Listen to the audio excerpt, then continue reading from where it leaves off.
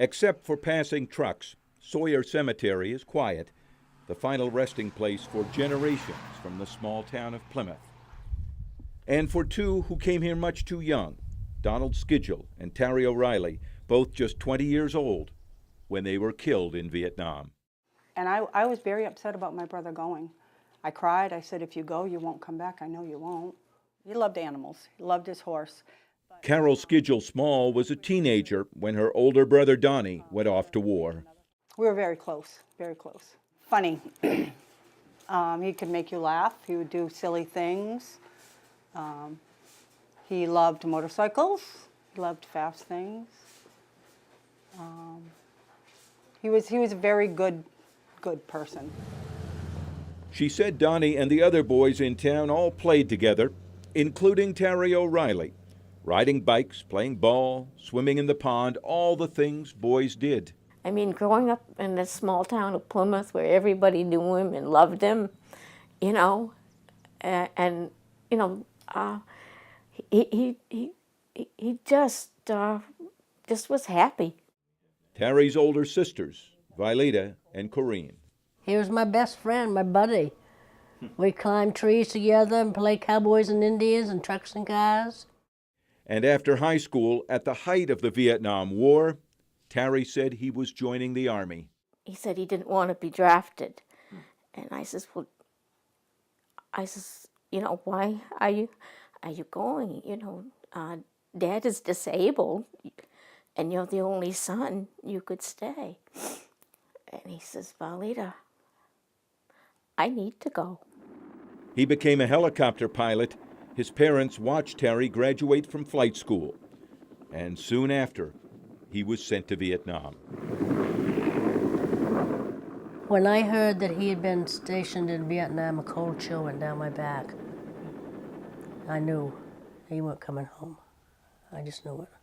Donnie Skidgel had been drafted into the Army and quickly rose to be a sergeant. In September of '69, his unit was attacked while escorting a convoy.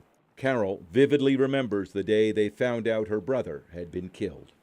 And I was not nice to my mom because I told her she was lying. For a lot of years, I did not talk about my brother. I never went to the grave until my mother died. She said Donnie's death changed all of them, especially her mother. It tore her apart. I think my mom aged overnight. Then just 5 months later, Terry O'Reilly's family got the bad news. His helicopter had been shot down. They found our father in the shoe shop. He worked for Dexter Shoe, and they found him in the shoe shop, and it was 20 minutes before he could remember where our mother was in the shoe shop. Terry had been badly injured and burned. A few days later, he died. Mom and Dad never talked. Never. It broke my dad. When he got killed, it just broke him. But Mom just went on. It's been almost 50 years since Plymouth's two sons were killed in Vietnam. But for their families, the pain never goes away. For Vileta and Corinne, the memories are still sharp. There's pride for their brother. I mean, all his letters and everything that he wrote, he just loved what he was doing. But the grief is still all too real. When you lose somebody and they're not, you can't be physically there when they pass. You always look out that door wondering when they're going to come through the door because you didn't see them go. You weren't there. He had to die alone in that god-awful country. For Donald Skidgel's family, the reminders come from outside. Sergeant Skidgel was a hero, fighting off the enemy until he died to protect a command unit. Donald Skidgel was awarded the Congressional Medal of Honor. I never read what happened to my brother until the bridge ceremony. I could not read that.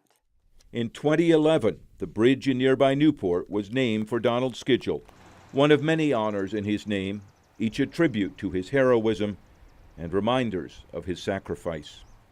All shared by Skidgel's 3 children, too young to have any memory of their father, but cherishing what they do have. It's hard, but we have to learn to live with it. There's no choice. And we let our kids in on the good memories, and we show them what their grandfather did. For all of them, Memorial Day brings tears. Carol says she'll go to the ceremony at the bridge, and both families, Schedul's and O'Reilly's, expect to visit the cemetery, this quiet place where two families will always think of what was, and where two of Plymouth's young men will always be together. In Plymouth, Don Kerrigan, News Center, Maine.